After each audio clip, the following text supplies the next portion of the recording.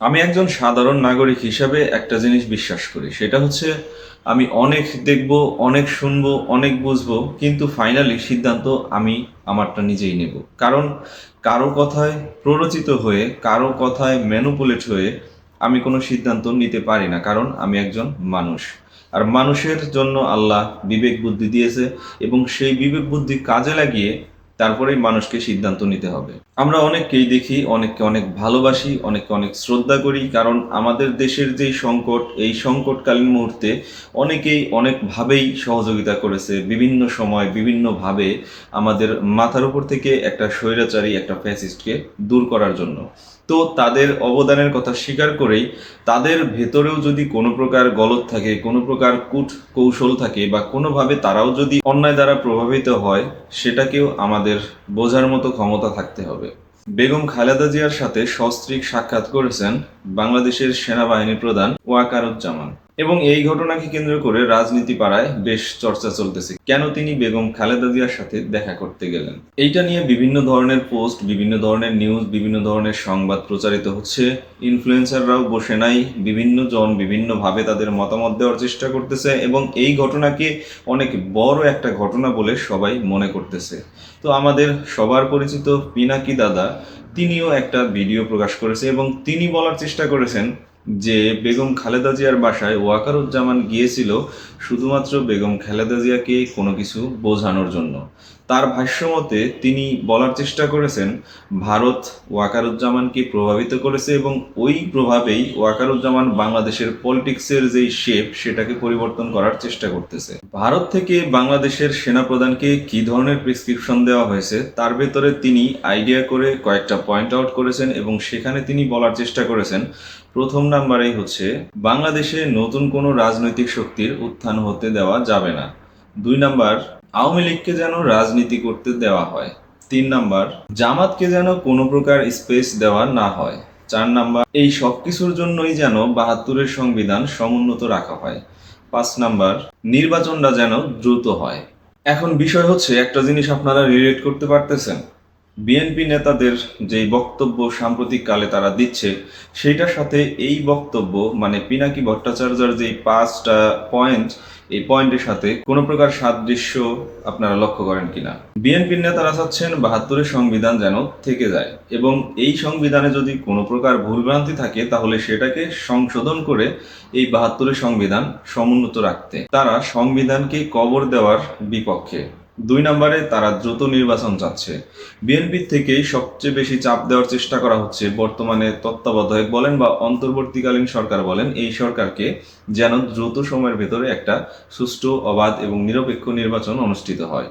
3 নম্বর point হচ্ছে জামাতকে যেন কোনো প্রকার স্পেস দেওয়া না হয়। দেখেন, জামাতকে যে কি পরিমাণ স্পেস বর্তমানে দেওয়া হচ্ছে বা জামাত কতটা স্পেস পাচ্ছে, সেটা অবশ্যই জামাতের সাম্প্রতিক কর্মকাণ্ড বা তাদের যে অ্যাক্টিভিটি, সেটা থেকে কিন্তু বোঝা যাচ্ছে। এরপরে বাংলাদেশে যেন কোনো প্রকার নতুন রাজনৈতিক শক্তির উত্থান না হয়।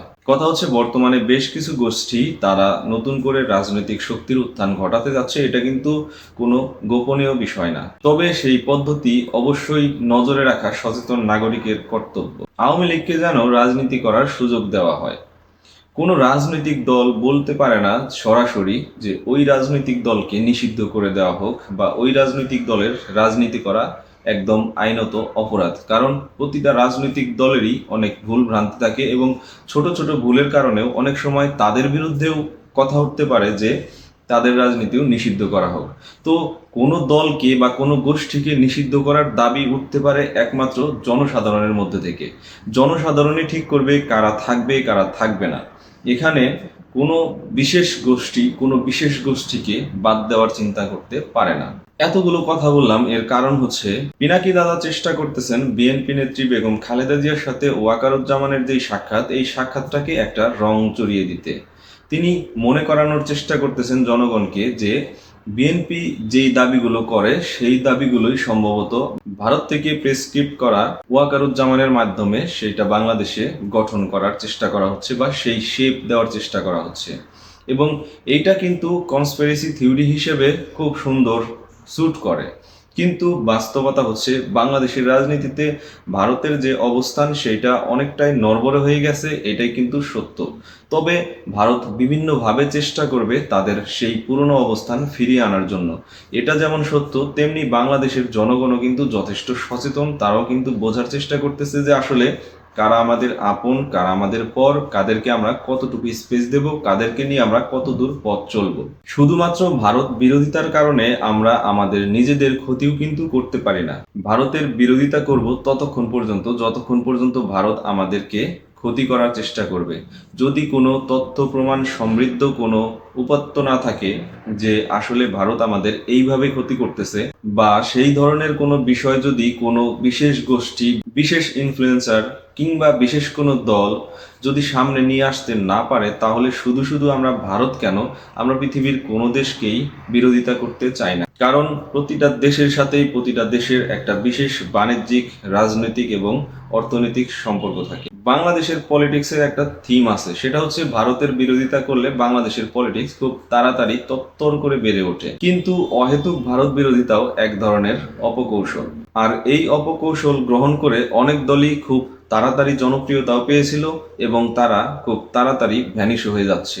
তো কথা হচ্ছে সচেতনভাবে আমাদের ভেবে দেখার সময় হয়েছে আমরা আসলে কত দূর পর্যন্ত কাকে নিয়ে পথ চলবো। ভারত আমাদের প্রতিবেশী রাষ্ট্র, শুধুমাত্র বিরোধিতার খাতিরেই তাদের সাথে আমরা বিরোধিতা করব কিনা, অথবা তাদের আসলে কি কি জায়গায় প্রবলেম, সেই প্রবলেমগুলো আমরা সর্ট আউট করতে পারবো কিনা, অথবা সেগুলো যদি সমাধান না হয় সেগুলোর ব্যাপারে আমরা ভয়েস রেস করতে পারবো কিনা, এটাই সবচেয়ে বড় কথা। তো যাই হোক, বাংলাদেশের রাজনীতিতে এরা আসলে কতটা অবদান রেখেছে সেটা সময় বলে দেবে। তবে এদের কাছ থেকে কিন্তু আমরা অনেক তথ্য পেয়েছি, এতদিন অনেক উপাত্ত পেয়েছি এবং সেগুলোকে বিশ্লেষণ করার চেষ্টা করেছি আমরা, এবং তাদের মাধ্যমে আমরা অনেক চিন্তার খোরাক পেয়েছি।